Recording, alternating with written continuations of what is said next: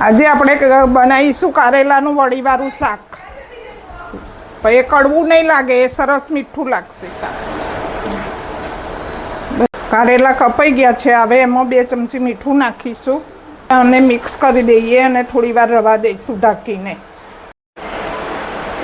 હવે એને નીચવી દઈએ. બધું પાણી કાઢી દઈશું, નીચવી દઈશું. 1 ચમચી રાઈ નાખીશું.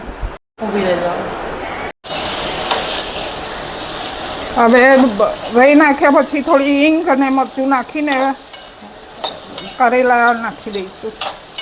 થોડી હળદર નાખીશું, ધાણા જીરું. એમાં ગેસે થવા દઈએ. પછી આપણે હવે વડી બનાવી લઈએ.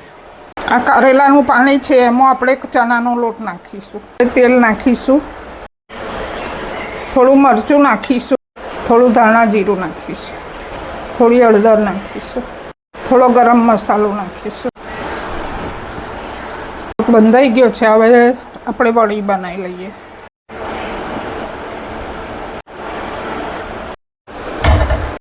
હવે વડીઓને તરી નાખીશું આપણે.